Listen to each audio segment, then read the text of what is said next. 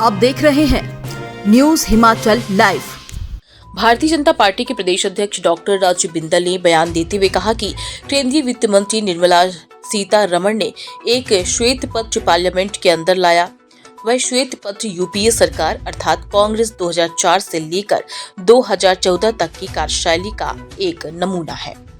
उन्होंने कहा कि 2004 में देश की प्रगति ठीक चल रही थी और आर्थिक स्थिति भी ठीक थी, परंतु मनमोहन सिंह और उनकी सरकार सोनिया गांधी की सरकार में जिस प्रकार का मिसमैनेजमेंट हुआ, उसके कारण प्रदेश की आर्थिक स्थिति लगातार गिरती चली गई, महंगाई दर बढ़ती चली गई और प्रोडक्टिविटी घटती चली गई। प्रदेश अध्यक्ष ने कहा कि हम 2014 में ऐसी स्थिति में आकर खड़े हुए हैं जब हम दुनिया के निम्न स्तर के ऊपर पहुंचे हुए देश के अंदर थे।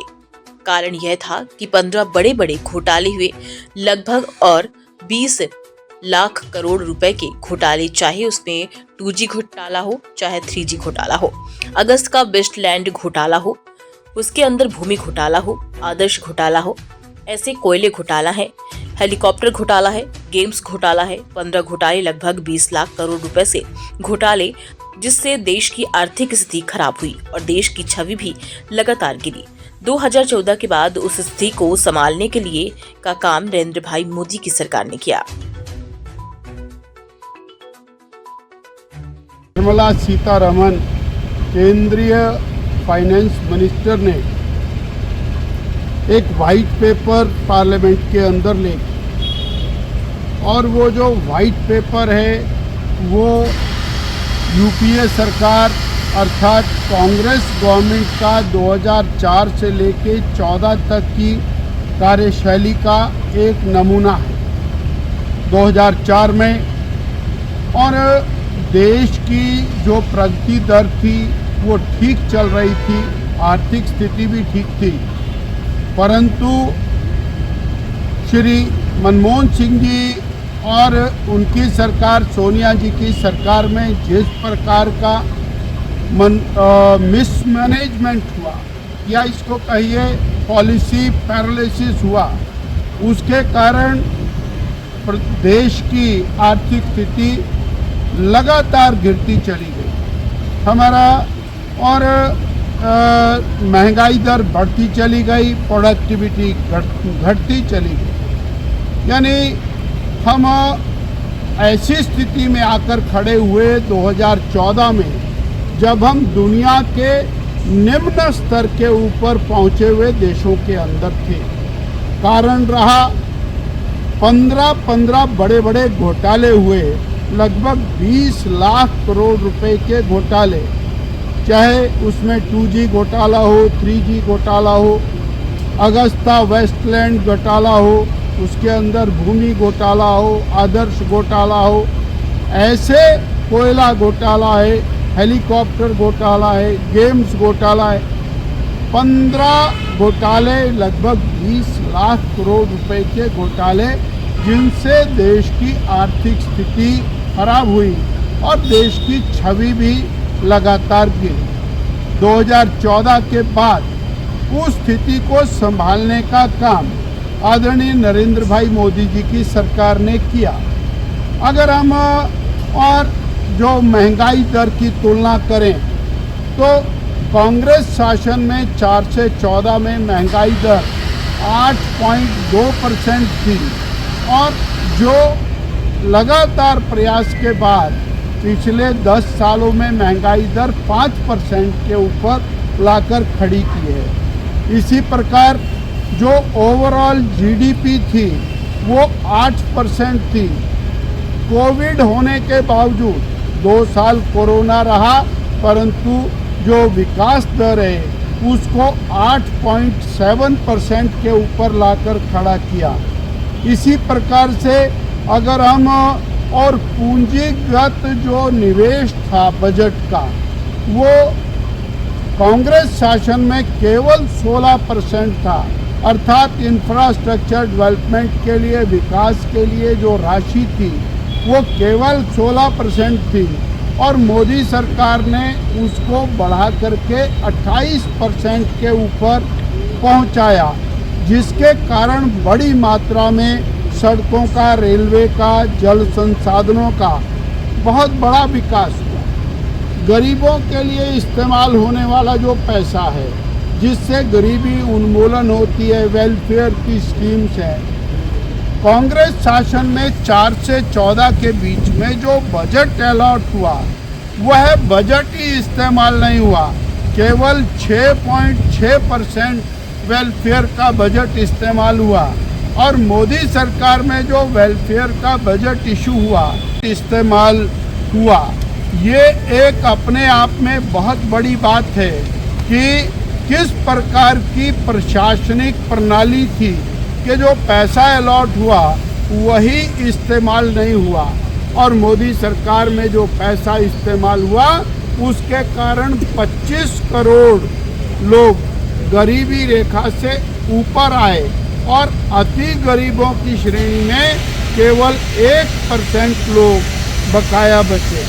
हम एक और बात बताना चाहते हैं कि गरीब कल्याण के लिए जो और कल्याणकारी योजनाओं में पैसा और कांग्रेस शासन में खर्च किया जा रहा था, वो 7,364 करोड़ रुपए था और उसको मोदी सरकार में बढ़ाकर 2014 से 23 तक 7 लाख करोड़ रुपया किया। कहाँ 7,000 करोड़, कहाँ 7 लाख करोड़, जिसके कारण देश का जो और सामान्य वर्ग है, गरीब वर्ग है, किसान वर्ग है, उसके कल्याण के लिए बहुत बड़े कार्यक्रम चले और उसका लाभ मिला। यूपीए शासन में, कांग्रेस शासन में और 2014 तक कुल 3.2 करोड़ घरों में नलके से जल मिलता था और इसको 10 साल में बढ़ा करके 13 करोड़ घरों में नलके से जल पहुंचाने का काम किया। यानी अगर 70 साल 65 साल में 3.2 करोड़ तो 10 साल में 10 करोड़ घरों को और कनेक्शन देने का बहुत बड़ा काम, जो हेल्थ की दृष्टि से एक बहुत बड़ा काम मोदी सरकार ने किया।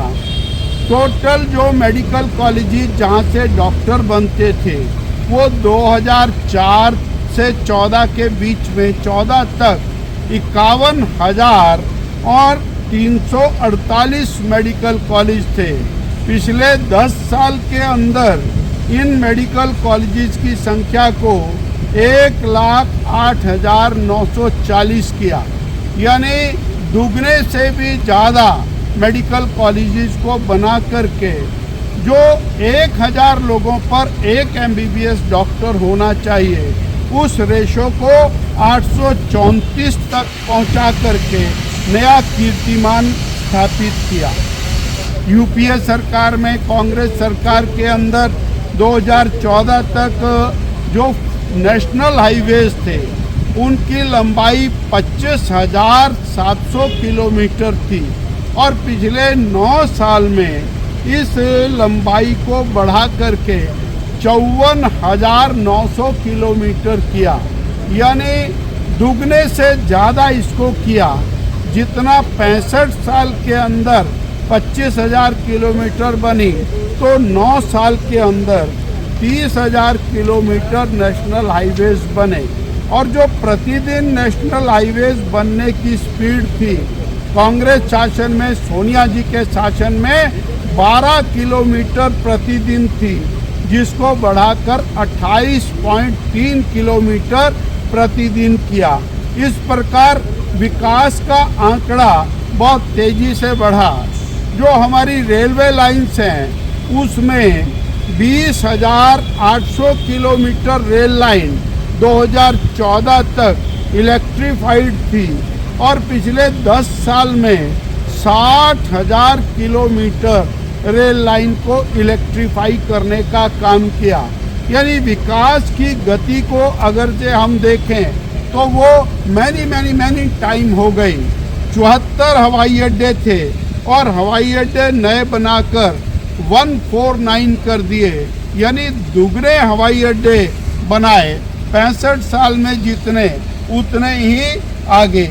इसी तरह फॉरेन डायरेक्ट इन्वेस्टमेंट FDI, जिससे रोजगार मिलता है, वो और 305 यूएस बिलियन डॉलर एफडीआई 2014 में थी और 2023 में एफडीआई 596.5 यूएस बिलियन डॉलर पहुंची, यानी दुगने से ज़्यादा एफडीआई हुई।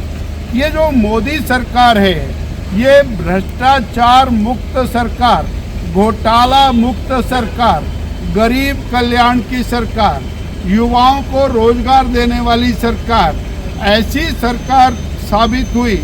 और देश जो दुनिया में आर्थिक स्थिति में 11वें पायदान के ऊपर खड़ा था, वो 5वें पायदान के ऊपर आकर के खड़ा हुआ। भारत की जो इकोनॉमी है, आर्थिकी है, वो फ्रेजाइल थी, उसकी स्थिति खराब थी, उसको स्टेबल इकोनॉमी पर लाकर खड़ा किया।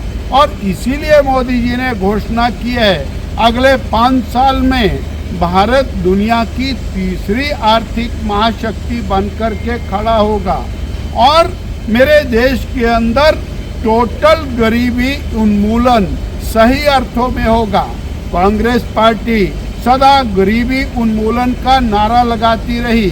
श्रीमती इंदिरा गांधी जी ने कहा था 100 दिन में गरीबी खत्म हो जाएगी, तो गरीबी तो खत्म नहीं हुई, बेचारा गरीब खत्म होता चला गया।